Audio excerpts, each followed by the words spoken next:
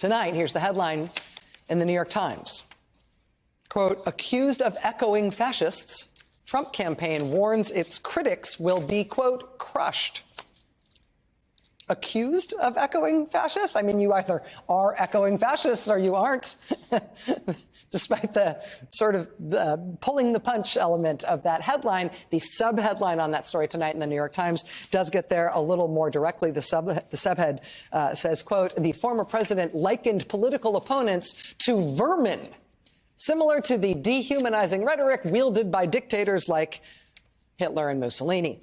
The Washington Post headline just got there more directly. Headline, Trump calls political enemies vermin, echoing dictators Hitler and Mussolini. The quote from Trump was this. He said, quote, we will root out the communists, Marxists, fascists, and radical left thugs that live like vermin within the confines of our country, lie, steal, and cheat on elections, and will do anything possible, whether legally or illegally, to destroy America and the American dream. The threat from outside forces is far less sinister, dangerous, and grave than the threat from within. The threat from within, the vermin. Former president made these comments in a Veterans Day speech. They did not appear to be ad-libbed. They appeared to have been written as part of the speech in something he read off his teleprompter, by all appearances. Even if by some chance they weren't in the teleprompter for that speech, he certainly made clear that he meant them for sure, and he meant them just like that when he put them in writing in a social media post that used the exact same language, that used that same word vermin after he delivered the speech in New Hampshire. And this is not subtle, right? I mean, everybody knows what this means. If you know one thing about mass murdering dictators in history, it's that they refer to the people they want to mass murder as vermin, pests, rats, insects, termites, right? Anything to make their followers see those people as something to be exterminated, not someone you might know. Professor Ruth Ben-Ghiat, who's the author of the book Strong Men, said today, quote, all of this is part of his effort to re-educate Americans to see violence as justified, patriotic, and even morally righteous. But to get people to lose their aversion to violence, savvy authoritarians also dehumanize their enemies. That is what Trump is doing. Trying to get people to lose their aversion, their natural aversion to violence.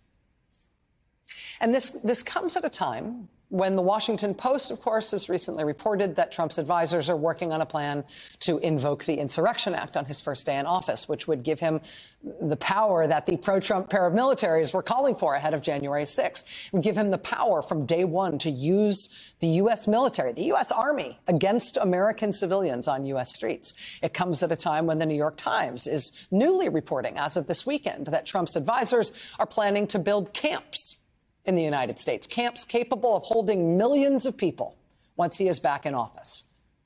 They plan to put millions of people in camps in the United States. And they plan to do it using the military rather than by passing some new legislation that might make it seem legal. They plan to just do it unilaterally, again, using the military.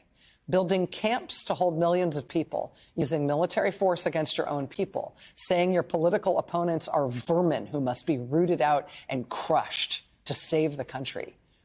None of this is subtle. And apparently none of this is an accident. These things aren't being blurted out accidentally, right?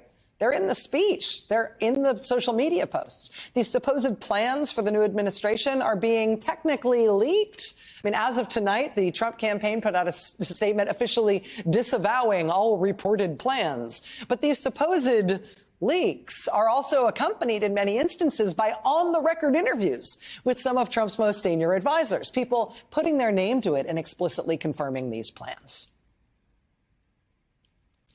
And just, again, to be clear, this talk about exterminating the vermin in this country it was not an ad-lib. It's a repeated line now. He wants to be known for this. He wants everybody to know that this is the language he is using. And the fact that it's all happening at once, the reporting on the camps they're going to put people in, the military force against civilians, the vermin speech and all the statements about it, the fact that it is all happening at once presumably means it is not an accident, that they are rolling this out now on purpose. Because why?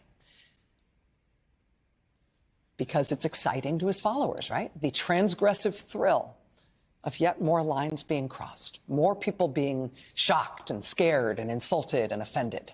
That's the transgressive thrill of Trump's radicalism. Yes, it's an effort to intimidate his opponents, but also to excite his followers, especially as he really does seem to be trying to get them excited about the possibility of cathartic violence against Trump's enemies. And he knows he's going to get called a fascist for talking this way, for proposing things like this. He's inviting it. And he's calling all of his opponents fascists, too, trying to rob that word of its meaning. Call me a fascist, and then I'll call you a fascist. And then that word will become something that we throw around, and it doesn't actually attach to anything real, and will thereby rob it of its power. Sure, call me a fascist. I'll call you a fascist, too. I mean, that's where we are. And so here's the question.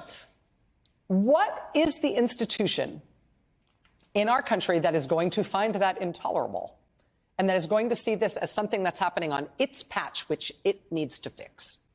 What is the institution that's going to feel the need to self-police when it comes to somebody speaking on their behalf like this, espousing these kinds of things, right? There's no church here to shut down a Father Coughlin or a Bishop Strickland in Texas. There's no judiciary to launch an ethics inquiry like you might of a judge. There's no criminal law springing into action here. As Americans, we, of course, have the constitutional right to espouse and say even the worst political ideas without committing a crime by doing so. There's no, bar association to yank his law license. There's no radio or TV network to say, we're not hosting your show anymore. What is the institution here that decides this is on their patch? What is the institution here that decides that you can never espouse things like this and also be part of them and also represent them? There is only one. It's his political party, which, when he is running to be the Republican nominee for president of the United States, means that he's contending to lead that party,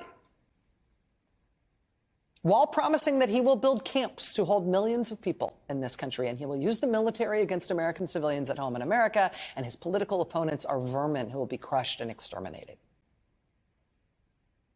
That is the test here. That is the only, he's not running as an independent.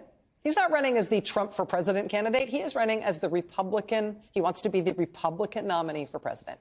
And so that is the only institution. That is the institution that is being tested here. This is him testing the political party that he says he's going to lead, testing them now, 1 year out from the election, to see what they will tolerate as an institution. Which means every single member of that party will now have to answer whether this is who they are, whether this is what they stand for, whether this is the cause of their party. We know from history that a country under threat does not stand up for itself amorphously with some sort of inchoate civic objection that just redounds to the population at large. It works that way like in fiction and poetry. In real life, a country under threat stands up for itself when the institutions that make up the civic and political life of that country stand up and say what they are for and what they can no longer stand. There is only one institution in this country that is implicated by what he is doing, and he is testing them. And that is the point where we are now. He has forced it there. What now?